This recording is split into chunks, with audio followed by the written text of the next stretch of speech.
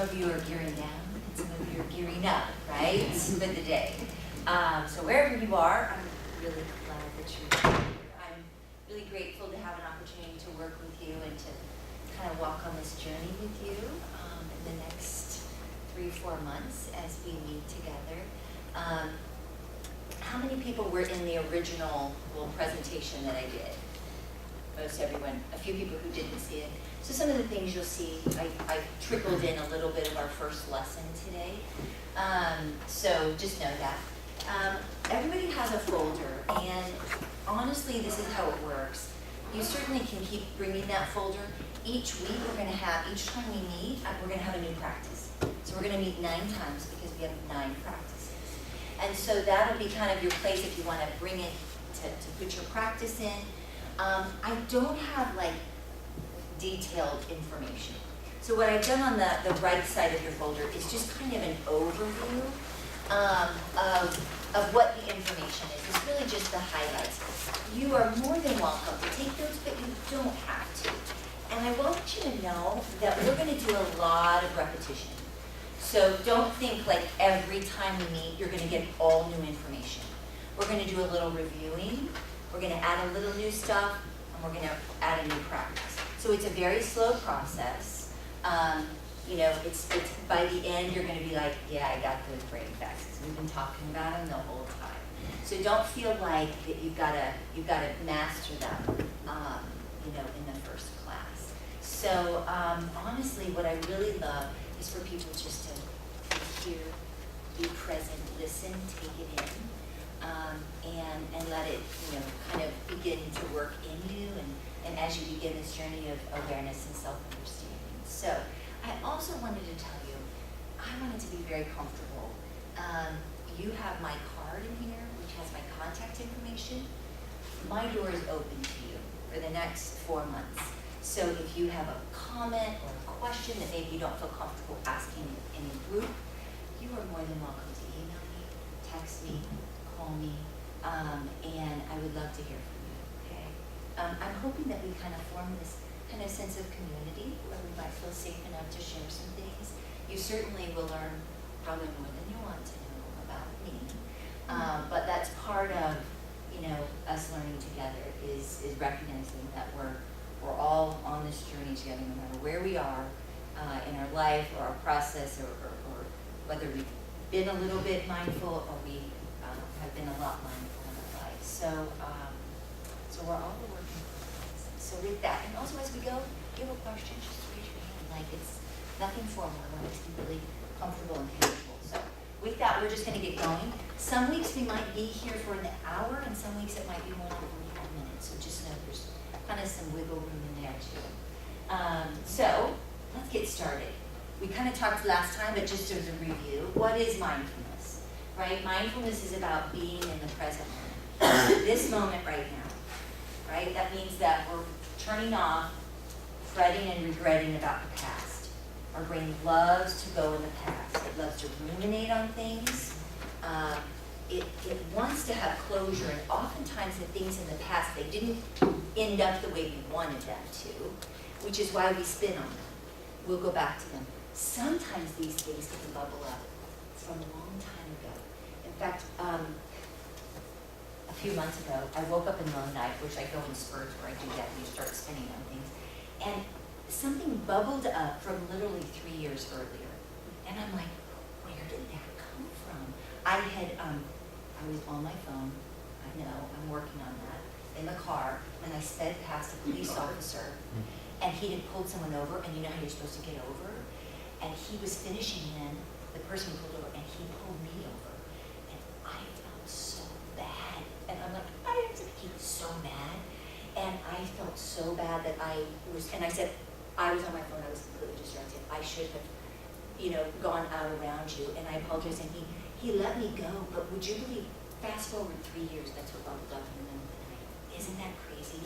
The brain is amazing in that it will do that. So we want to just recognize that and notice that. We also know that our brain loves to go in the future. It loves to wish and worry about things ahead of us.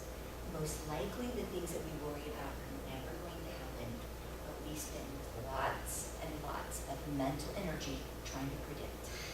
We go there and then we can spend, I don't know about you, as you start to build an awareness, you're going to notice things and you'll be like, oh my goodness, I've been spinning on that possible thing for 2 hours, right? Because we will go there and we'll create, and then it's like, okay, it may not even happen, and yet we go there. So when we are in the past and when we're in the future with our thoughts, we're not here in this moment, okay? So that's the first part, is we want to teach our brain and have some skills in our back pocket to come into this moment right now. When this moment, no matter what's happened here and here today, this moment right now, all is well. You're here, I'm here. We've got lights, we've got warmth, right? It's all good right here in this moment.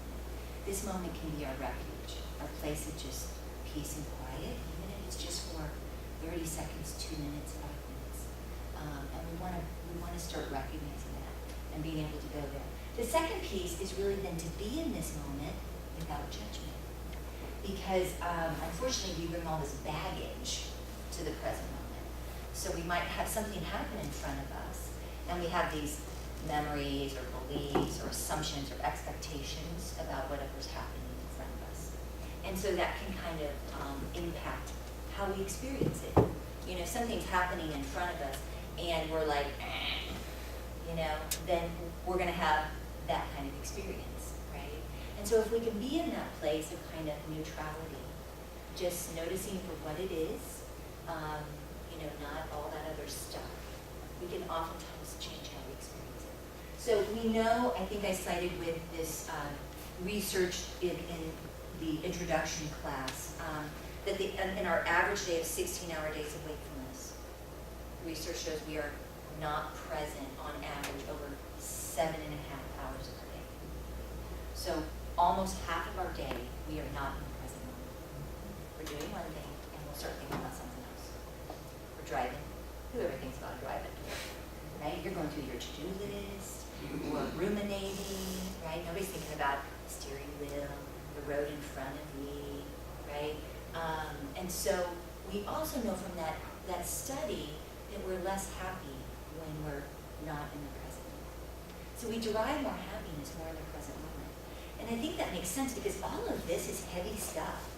This is just, it weighs on us, right? And so I think it has to do with that freedom that we feel when we're just in the present moment, thinking about what we are doing this very moment.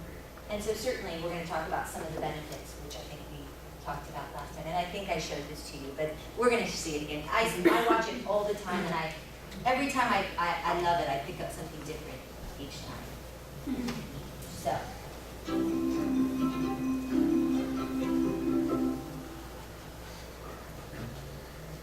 You may have heard this word mindfulness. It's become something of a buzz phrase of late. I'm going to give you one simple, serviceable definition, which is this. Mindfulness is the ability to know what's happening in your head at any given moment without getting carried away by it. Imagine how useful this could be. Just as an example, you're driving down the road and somebody cuts you off in traffic. How do you normally react? I think most of us, we normally react by having a thought, which is, I'm pissed. And then what happens next? You immediately, habitually, reflexively inhabit that thought. You actually become pissed. There's no buffer between the stimulus and your reaction. With just a little bit of mindfulness, in that same situation, you might notice my chest is buzzing, my ears are turning red, I'm having a starburst of self-righteous thoughts, I'm getting angry. But you don't necessarily have to act on it and chase that person down the road, screaming at them with your kids in the back of the car thinking you've gone nuts. Now, you might be thinking, don't I need to get angry sometimes? Aren't I justified? I would say yes, but probably not as much as you think. The proposition here is not that you should be rendered by mindfulness into some lifeless, non-judgmental blob. The proposition is that you should learn how to respond wisely to things that happen to you, rather than just reacting blindly. And that, my friends, is a superpower. How do you get it? The way to get it is through meditation. I believe that meditation and mindfulness are the next big public health revolution. In the 1940s, if you told somebody you were going running, they would have said, who's chasing you? But then what happened next? The scientists swooped in, they showed that physical exercise is really good for you, and now all of us do it, and if we don't, we feel guilty about it. And that's where I think we're headed with mindfulness and meditation. It's going to join the pantheon of no-brainers like brushing your teeth, eating well, and taking the meds your doctor prescribed for you. Let me just close by saying, mindfulness is not going to solve all of your problems. It's not going to render your life a nonstop parade of unicorns and rainbows. Nonetheless, this is a superpower, and one that is accessible by you immediately. So, what jumped out at you? Anything? Anything that was interesting that you hadn't noticed before the last time you looked at it, watched it? No? Yeah? Yeah, the thing he said at the end, you know, with it being a superpower and how we have control. We really just have to take ownership of that and not respond to, I'm a note taker, so I like the part about not respond wisely, not just reacting to what happens to you. Yeah. The great thing is we have everything we need inside of us. We have it all. We all do, no matter who we are, right? We just need to learn what it is, our superpower. So actually this, that comment inspired me, along with some other things, to create a program for kids called My Hero Within. And it's that same premise. We all have a superhero inside of us, whether we're kids or adults. And we have these superpowers. We do. But we have to build an awareness of them. And then we have to notice when to use them and actually use them, right, for our own good. And so, yeah, I love that. I just think too, you know, there's just so many things in our life that we allow to dictate how we live, right? They are driving the joy I find in my day, right? And so we want to start building an awareness of that, and you will. So we know that research shows, which is why we've been talking about this. I think we went through this list last time, so we won't spend too much time on this.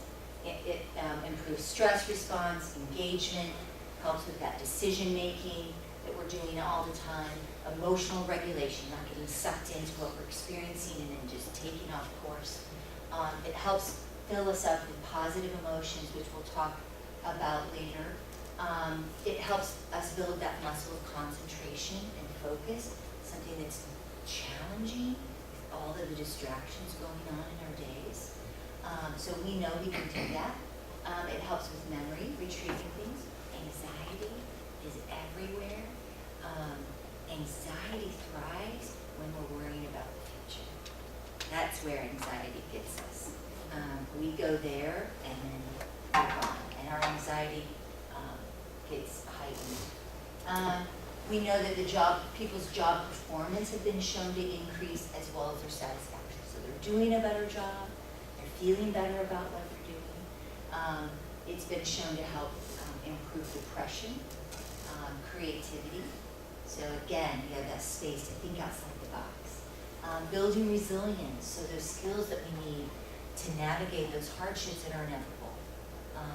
No matter where we are, we're going to have hardships. Maybe you're in a good place now, and that's awesome. We want to save that, right? But we know that there's going to be hills and valleys. And, no matter who we are.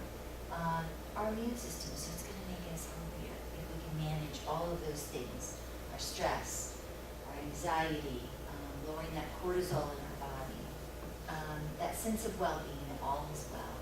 Blood pressure, and of course, pain management. And so it's going to make us more effective, more efficient, more productive, and have overall health. And this is going to be at work and at home, because we need to be effective and efficient and productive at home, right? Just as much as we do at work. And so it's going to help us do that in all aspects of our lives. But this is why we're talking about mindfulness and why I'm grateful that we have this so that organizations recognize this. So how can I learn to live more mindfully? There's a couple of things. One is it starts with that awareness and self-understanding. That's how we create lasting change. Those are key. We cannot we cannot create lasting change until we start noticing ourselves. We've been doing change from the outside in for a long time. I can't remember if we talked about this in our other little session. So we can tell people what they need to do, when they need to do it, right? And you can do it for a while, but it's not really gonna be lasting change. Because if I'm just doing it when somebody tells me to do it, then what happens when they stop telling me? Right? So I need to start noticing what's happening in me. I need to start noticing when I'm ruminating on something. I need to start noticing when I'm worrying about something that may not happen. Do I really want to spend all this mental energy on that?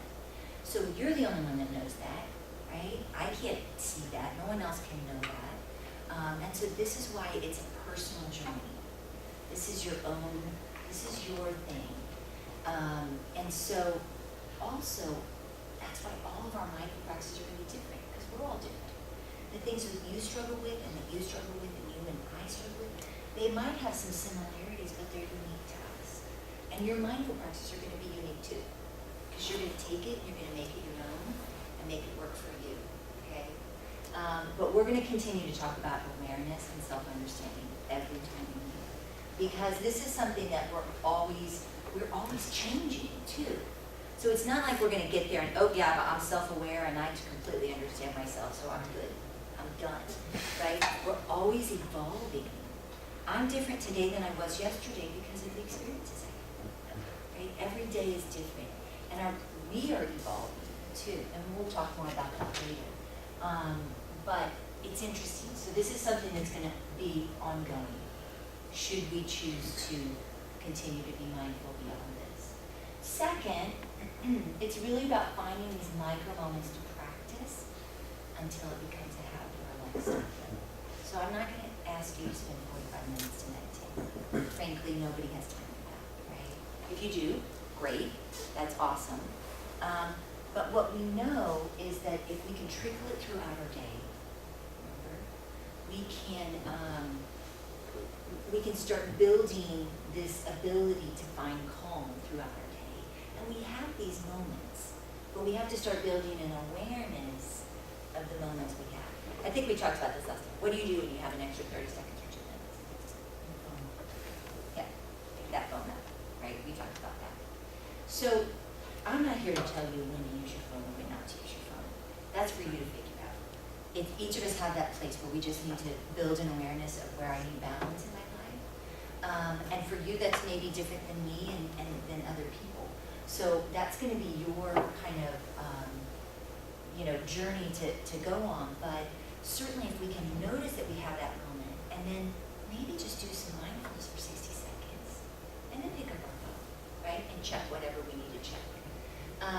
We have moments throughout our day where we're waiting all the time. We're waiting in line. We're waiting in line at the grocery store. We're waiting in line to pick up kids. We're waiting in line. We're waiting for people. We're even waiting at red lights, right? We take bathroom breaks throughout the day. Hopefully, you're taking care of your personal needs.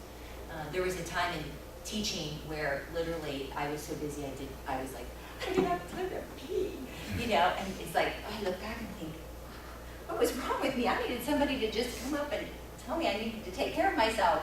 But we get in those modes, right, where we're just like, all of that goes out the door. So, we're taking time for that. We're walking from one place to the next in our place of work or in our home. We can take that opportunity to be mindful. So lots of places, we'll continue to talk about that.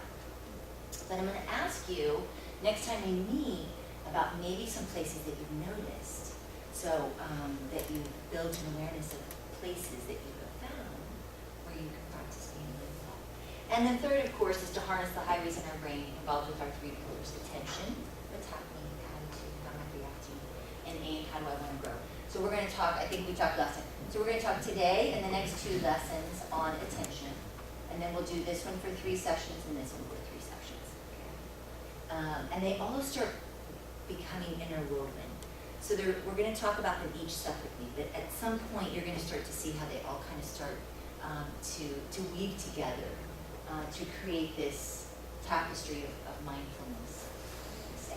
So there are no rules, just guidelines. And we're talking about being mindful. no rules.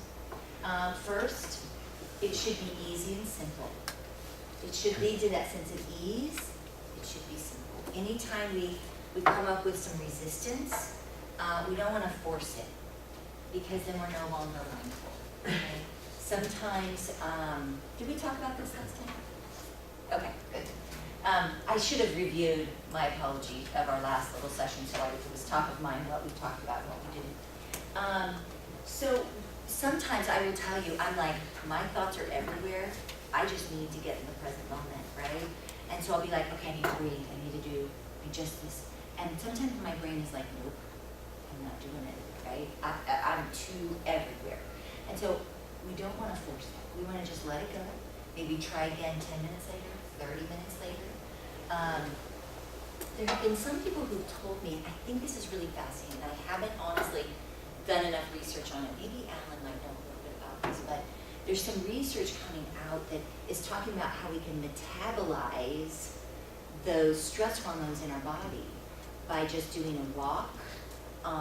Someone had mentioned to me that whenever they notice that they need to just be still and they're having trouble, they'll go for a walk or do some, jumping jacks or something to kind of metabolize, which makes sense because all those hormones are kind of in our body. And so then that person said that then they have this space where they can kind of then calm their mind. So that might be something. Again, it's going to be for you to kind of figure out. Second, time. Time for yourself, time to practice, time to robust. This is not a quick fix. I know we live in a world where we want quick fixes. We all do, right? Just tell me what to do and I'll do it and it'll be done. But unfortunately, this is not one. And the beautiful thing is, though, is that with that time, you start to gain insight, you start to learn about yourself, you start to grow roots, and you start to have these, the personal growth becomes much deeper and much richer when we give it time. And so it's going to be a process. And this is something, it's going to be time like as in the rest of your life, right? So it's not like this isn't a destination. It's a journey we're going to start and hopefully continue forever. 3, we have to be real. So there's nothing omitted, ignored, or taken away. We have to be honest about what we experience. I will tell you, as we build awareness, sometimes there's discomfort in that. Because occasionally, especially when I started, well, even now, I'll notice something and I'll be like, that's not me. Nope, I didn't think that thought. Well, you did, right? So it doesn't mean that we have to do anything with that thought, but we want to own it. We want to say, okay, so that's a thought, now what? Do I really want to have that thought, or do I want to change it a little bit? Do I want to reframe it? All the kind of different things that we'll talk about doing. But we just have to be honest and real about who we are, okay? So, I'm going to share with you, with attention, 3 brain facts. And we're going to go over these 3 brain facts, all 3 lessons. So, just know we're going to keep going on these. We need to understand how the brain was designed so we can begin to understand our own brain. We have this hardwiring in our brain, right, that we all have. And the number one thing that our brain is hardwired to do is to keep us alive. It's all about survival, right? That makes sense. So everything that's hardwired is really to increase our chance of survival. And we should appreciate that. It's amazing. Our brain is incredible. But we want to start tuning in. So there's things we know that happen in all of our brains. And then I need to start tuning in, as in myself, to notice that hardwire and how I can begin to build that awareness and self-understanding based on that. So brain fact number 1. My brain and I work on autopilot more times than not. Okay? Autopilot's the same as a well-rehearsed way of sensing, feeling, and acting. Whatever we've done routinely in the past becomes our way of operating without our knowing. And our mode of operating becomes dominated by this trigger-response reaction. So when we talk about autopilot, I always think of a plane, right? Airplane, the pilot puts the plane on autopilot, right? And they just kind of sit back, they disengage, and they just let the plane do its thing, right? It's all programmed. That's what happens with us. If we're on autopilot, our brain's gonna just do its thing. It's gonna do what it's always done, right? Unless we intervene, unless we engage and go, maybe I don't wanna do that, right? So with our brain facts, there's no judgment with them. They're neither here nor there. It's just information for us to start noticing. Because, and we'll talk more about this next week, autopilot serves a purpose. It's really good. It conserves energy. And so sometimes it's okay to be on autopilot. But other times, maybe we're on autopilot and maybe we should shift off of autopilot, right? So we want to start noticing maybe when we are, and then maybe we should, get off autopilot and be a little bit more engaged, okay? And talking about conserving energy leads us to brain fact number 2. My brain is an energy guzzler. Huge consumption of energy. Fast and shallow problem solving saves energy. So it likes things to be black and white. Yes or no, up and down, right? It likes fast and shallow problems. Because when I have to think about something and problem solve these complex things, it's draining my mental energy, right? Now, primitive time, pretty easy because things were a little more black and white, right? Nowadays, we have complex decisions, things that we're thinking about all day long, right? It's draining our brain's energy. When out of energy, I make my course decision. Anybody been there? Yeah. It's like end of the day, you're like, you do something and then later you're like, what was I thinking, right? So we know that we need a certain amount of energy in our brain to function properly. Now where that is for you, I don't know. That's for you to figure out. We know that mindful practices can now fill up our brain with needed energy. So we want to start building awareness of where our mental energy is throughout the day. If I notice my mental energy is on close to 0 and it's 11 in the morning, oh boy, right? I need to fill up. Now, if my mental energy is 0, okay, I kind of know my brain can't be really filled up after about 7 o'clock at night.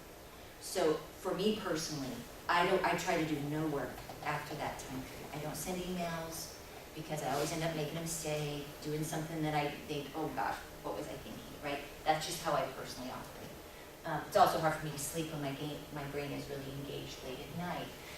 But we want to start tuning in to where our energy level is in our brain, okay? And brain fact number 3. My brain and I assign an emotional tag to everything I experience. Positive, negative, or neutral. The most vivid emotion is going to win my attention and shape my experience. The warning is that my brain naturally gravitates to the negative. So everything that happens in our day, we don't even realize it, we give it an emotional tag. If you have to go to a meeting, or you have to work overtime, and you give it a negative emotional tag, what kind of experience are you going to have working overtime? I mean, not you guys, but other people, right? Because whatever emotional tag we place on it, that becomes vivid to us. And then that's most likely the kind of experience we're going to have. Now, again, neither here nor there, but we want to start building an awareness of these emotional tags, right? So that we can start understanding how we operate, and we can just start noticing that about ourselves. The interesting thing is this warning. So our brain is 3 to 5 times more sensitive to negative information. It's fascinating. And the reason being is to help keep us alive. So primitive time, I'm out in the forest foraging. Would it be more important to notice the poisonous snake or the beautiful flower? For survival reasons. Right. If I'm, Googling over the beautiful flower, snake's gonna bite me, I'm done, right? So our brain is always primed, it's always looking for threats, right? Because it's trying to keep us safe. Now, important in primitive time, certainly. And of course it's important now. If I'm in a parking lot and I notice a dark figure, right? I want to have this heightened awareness of that. But unfortunately, we do this all day long. do this with a comment. We do this with an annoying habit of someone's. We do this, you know, an email. We do it all the time. Let me give you an example. So let's just say you've done something. You've, I don't know, work, personal, whatever, and you have 10 people who've complimented you, like, great job, whatever, you know, and then there's one that's a little critical, a little negative. What do? What do we pay attention to? We latch onto that negative, don't we? And we spin it around and around and around. We could have 100 positive, but it's that one negative that we just can't let go, right? It's a perfect example of how we do that. I will tell you, I've been practicing mindfulness for a few years and was, of course, teaching it. And I had a very vivid experience of this. And so most people I meet, I talk about mindfulness, they're like, oh, interesting, you know, that, tell me more. You know, they're very open and pleasant. And I was at a Lee Summit Chamber event, and there was this gentleman, I had seen him at one meeting, and then I saw him a little bit later in the day, and he's like, yeah, Robin, I don't even get what you do. I don't even understand. You didn't explain it very well. You need to work on that, you know, what you tell people, you know. And I was like, yeah, okay, I realize that. It's a hard thing to say in, you know, a 20-second little elevator spiel. Like, you know, okay, you know, but I left. I drove all the way home. Oh yeah, right? I drove all the way home. Talk about embodying that, driving. I remember I came in the house and I walked into my kitchen and immediately, I'm like, my husband and my daughter were there. My daughter's been trained in mindfulness. And I'm like, you won't believe this guy. He was so rude. Yeah, I just can't believe it. Like, who does he think he is? Where does he come from? Like, I mean, this. And my daughter was like, Mom. And I'm like, look what you're doing. I was like, oh my gosh. Because we can sneak there so quickly, right? Even when we've been practicing mindfulness, we can slip on autopilot and we can allow those things to take us off. And I will tell you, if she hadn't helped me notice that, oh boy, I would have spun on that all night. I probably lost sleep. I might have been angry the whole next day, right? And so with that awareness, then I had a choice. Without awareness, we don't have a choice. We're going to do what we've always done, right? We're going to latch onto the negative. We're going to allow it to dictate where we go. But with an awareness, then we get to choose. Okay, do I want to pay attention to this comment or all of these that are always good and pleasant? I'm going to let this one go, right? Luckily, I got to circle back around to that gentleman. We have a great relationship now. I haven't told him that I tell that story. Maybe someday I will. But it was a great story because it was a perfect example of that. So I want to challenge you to just start noticing it, right? Just see if you can notice when somebody makes a comment, ooh, and then, look what I'm doing. Or somebody, you know, in your family makes a comment, you know, your kids, your spouse, that's negative or a little critical. You know, notice if you're kind of leaning in that way. Somebody in a meeting makes a negative comment. That's kind of how what happens. We all kind of, oh yeah, I don't want to do that either, right? We all kind of start to band together because it's our natural tendency to gravitate to the negative. So we want to start noticing that. So attention is our first pillar. Attention is really about what's happening, okay? What's happening inside of me and what's happening outside of me. I need to be still in order to gather good information, right? I need to start tuning in. When I am busy and going a mile a minute and my thoughts are everywhere, I have no idea what's going on inside of me. I have no idea what's going on outside of me.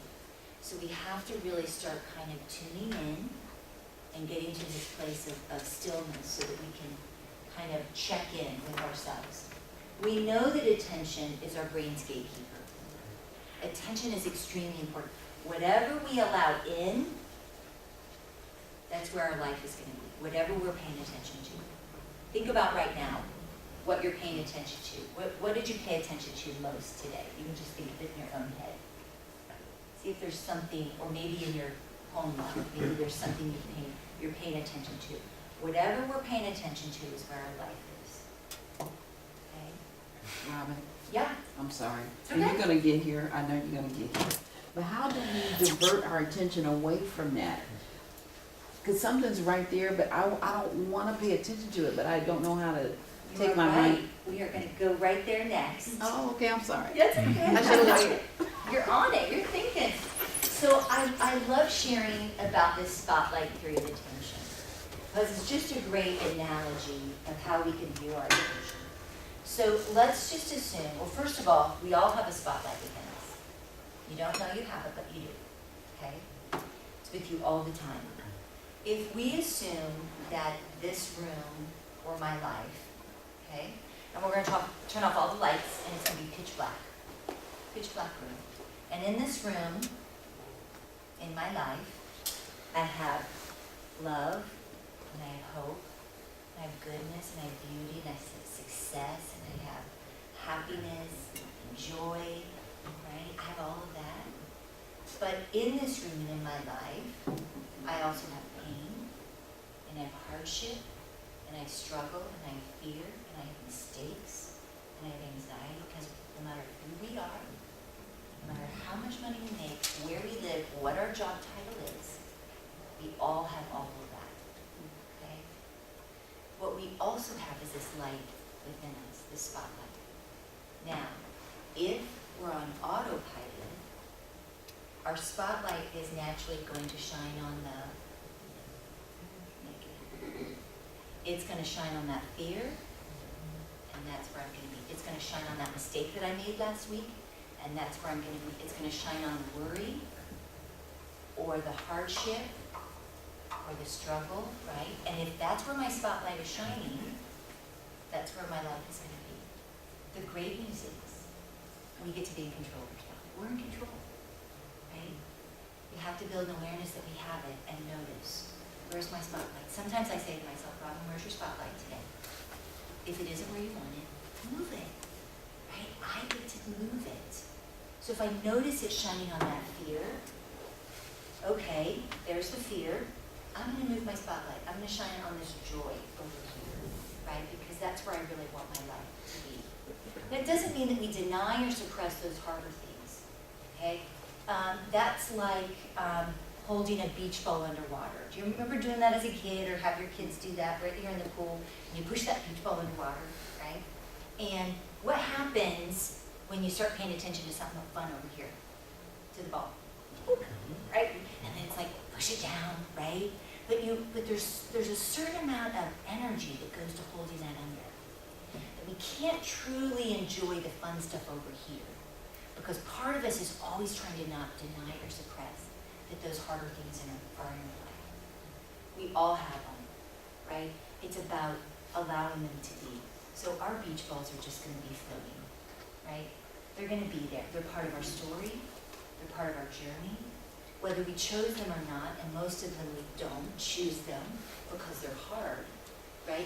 And our initial instinct is to completely run the other way. But part of being mindful is just recognizing that they're there. You know, oh, there you are, fear. I see you. I appreciate fear because fear's keeping me safe, and I know that, but I don't want it to consume me. So it's really about allowing all those harder things that we experience in our life to be present, but we're not gonna have them up close to us. We don't need to shine our spotlight on them, right? That mistake that I made last week, yeah, I made that mistake. I'm gonna shine my light on something else and use some other practices to give myself compassion to navigate that. So it all starts to intertwine. But our spotlight is a great thought of how we can start looking at where it's shining. That makes sense? Okay, so our first practice, which you learned our first time together, which was cultivating a stable attention. And I didn't give you the background of it. I think I just taught it to you. So here's kind of how it goes. Basically, what we're doing with our stable attention is just that. We're creating this kind of base from which to work, right? It's about this self-regulation, this focused thinking. This practice, it means that we're going to still ourselves on the outside and the inside, and we're going to self-soothe. Now, stilling ourselves is tricky because sometimes we can still ourselves on the outside, but we are not still up here, right? We're everywhere. Our thoughts are everywhere. And then sometimes, we also need to learn to self-soothe. I don't know about you, anybody raised kids in here? Small children? Do you remember when they were infants, how you had to teach the infant how to self-soothe, right? And that's when they woke up in the middle of the night, they needed to self-soothe so they could put themselves back to sleep, so they didn't rely on you to do it, right? And then that made your life so much better as a parent, right, when they could do that. And so we teach that to infants, but what happens is they grow, and they grow into kids and teens and adults, and then it's like we forget the importance of self-soothing, because we need to self-soothe no matter how old we are. There's always stuff going on, and we need to self-soothe ourselves. Now, some people, if you're lucky, you may have had people in your life who modeled healthy ways to self-soothe, like maybe exercising and, doing crafts or doing hobbies that are healthy, right? But you also might have had people in your life who modeled unhealthy ways to self-soothe. We self-soothe with eating, shopping, alcohol use, drug use, and then what happens is we self-soothe with those unhealthy things, and then they lead us to need more self-soothing because we feel bad about it, right? And so it's like this vicious cycle that we can't get out of. And so this practice gives us this place where we can go and just be at this place of peace and just give ourselves a little bit of rest, okay, to self-soothing. So I'm going to lead you through our practice. I think you did it before. I don't have a chair, so I'll just pretend. But if you want to put both feet on the floor and sit up nice and straight. And there's a chair right back there if you want. No. Because it's a lot easier if you just sit. Well, I think it's in line of sight. There you go. So we know that if we sit up kind of nice and tall, we can get good airflow into our lungs. I think I mentioned this before. If you put your hands kind of in your lap with an open palm, there's some research about we close ourselves off when we, do our fists. So just open palms. And if you feel comfortable closing your eyes, it blocks out about 60% of the stimuli going into our brain. But if that makes you feel uncomfortable, you certainly can just lower your gaze and stare at something on the floor, okay? But we're just going to begin by closing our eyes or lowering our gaze. And we're just going to begin by noticing our breath.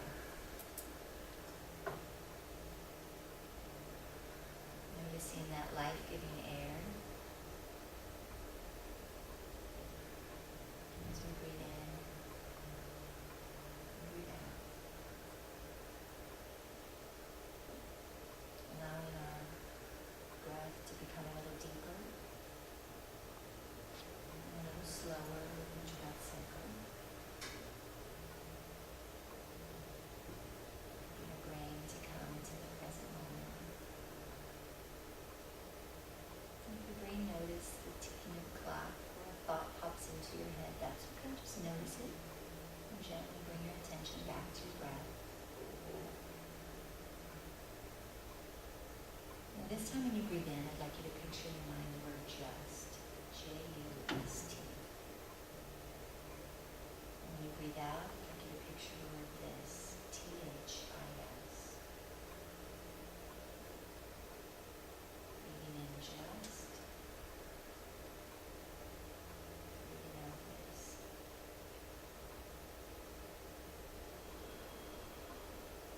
If you're having trouble seeing the words, again, just try again on the next breath cycle.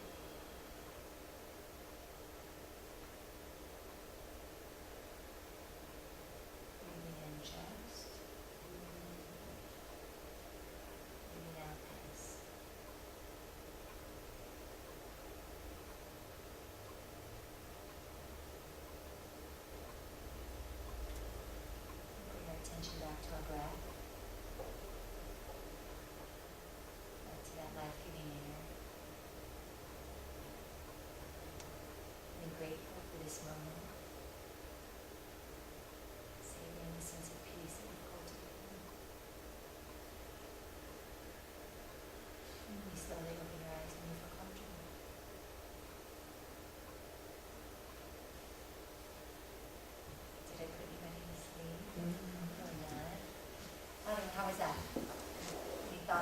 okay, this is one you've done before.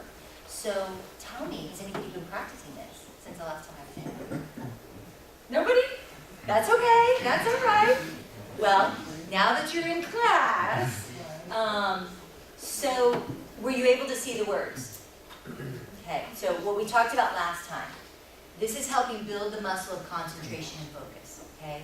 So this practice, we certainly can just notice our breath, but what will happen is if we're just noticing our breath, our to-do list oftentimes will hijack us and off we go, right? So we're forcing our brain to focus on something. Now, that something can be different. You can totally change it up. You can change the words, you could do an image, whatever brings you ease, okay?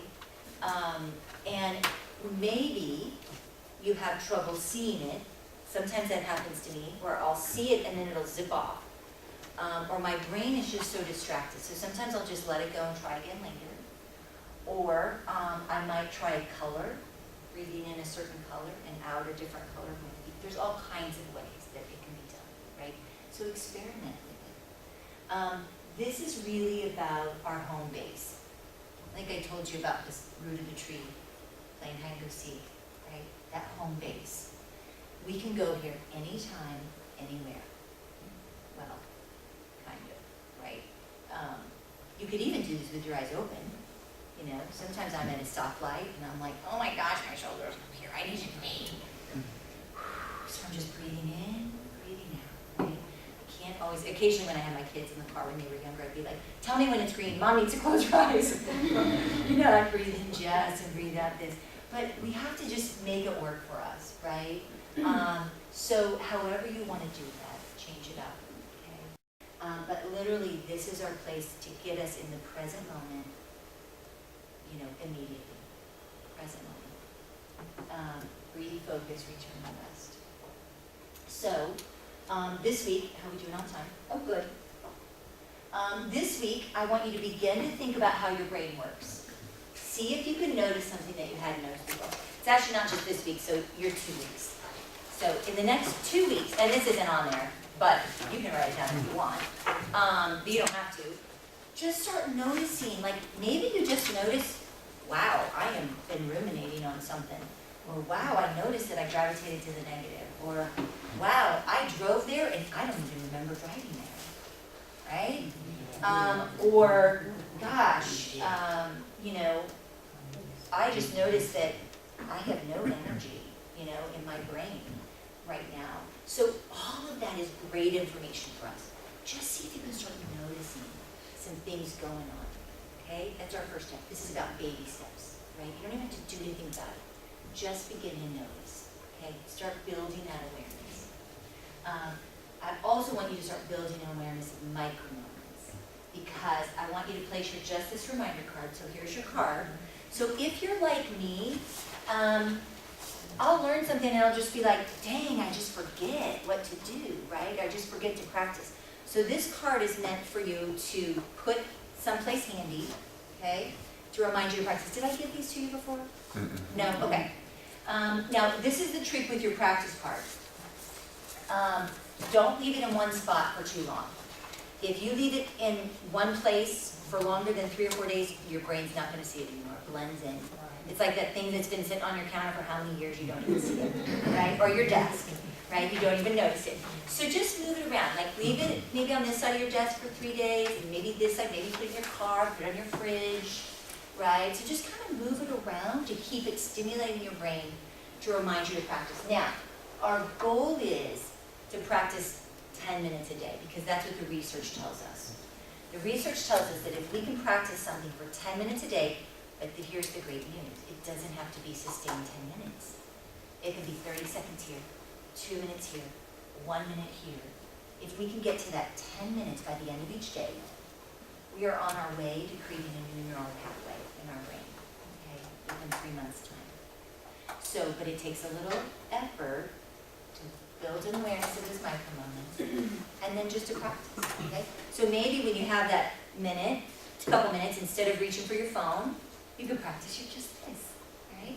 Now let's just say life hijacks you, and 3 days go by and you haven't practiced at all, because that may happen, right? that's life. Then we just give ourselves grace. When we remember, we're back in the present moment. We don't ruminate on it, we don't beat ourselves up, because that would be not being mindful by ruminating on the past. And we start new, right? So, you know, we're a work in progress. But yes, so we're working to 10 minutes. Make sense? Okay, you have 2 weeks, 2 whole weeks. So I'll be anxious to see if anybody mixes it up or changes it up and how it goes. Kind of tuning into how it feels to, we can get ourselves to that home base. And start slow, give yourself grace, make it true. That's going to be for every practice we do. Okay?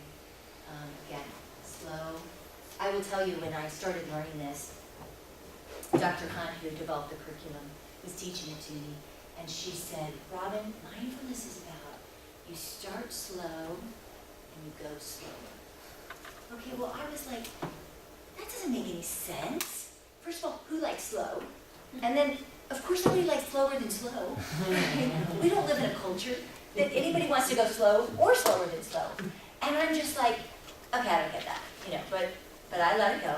And then as I grew in my mindful practices, now I'm like, oh, yes, okay.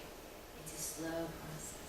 The slower we go, the more we gain, the more benefits we have, the more insights, those just growing those deeper roots. So embrace it, if you can. And our quote to end with is from her.